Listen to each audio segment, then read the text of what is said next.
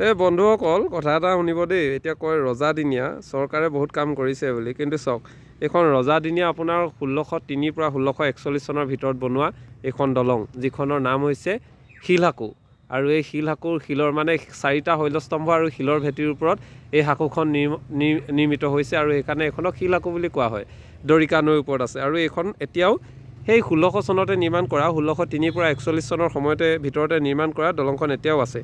কিন্তু এইখন চাওক চৰকাৰৰ দিনত বনোৱা দলং, এইখনতো এতিয়া মানুহ অহা যোৱা কৰিবই নোৱাৰে। তাৰ সমান্তৰালভাৱে আৰু এখন আছে এইখন দলং।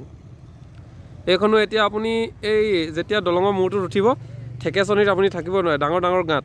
এতিয়া ভাবক সেই আহোম যুগৰ ৰজাদিনীয়া বস্তুবোৰ চাওক কিমান সুন্দৰকৈ নিপুণতাৰে নিৰ্মাণ কৰা হৈছিলে, আৰু বৰ্তমান সময়ত টকাৰ শকত কেৱল নিজৰ স্বাৰ্থৰ কথা ভাবি কিদৰে আচলতে তেওঁলোকে দলংসমূহ নিৰ্মাণ কৰে। এইখন দলংটো এতিয়া আপুনি পাৰ হৈ আহিলে, চাইকেল বা বাইক লৈ আহিলে চকা ইয়াৰ গাঁতত সোমাই তলত পৰিবগৈ, দলঙৰ তলত। আৰু এইখনেদি আহিলে ঠেকেচনীত আপোনাৰ এতিয়া পেট বিষাব।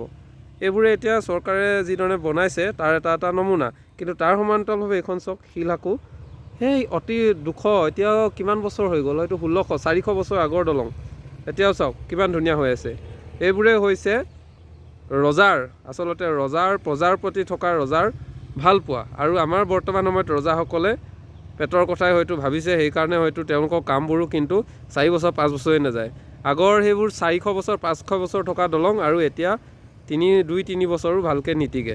এয়াই এটা উদাহৰণ দেখাবলৈ চেষ্টা কৰিলোঁ। কাৰোবাৰ যদি গাত লাগিছে তেনেহ'লে আপোনালোকে প্ৰশংসা কৰিছোঁ বুলিয়ে ভাবি লওক, সমালোচনা কৰা নাই।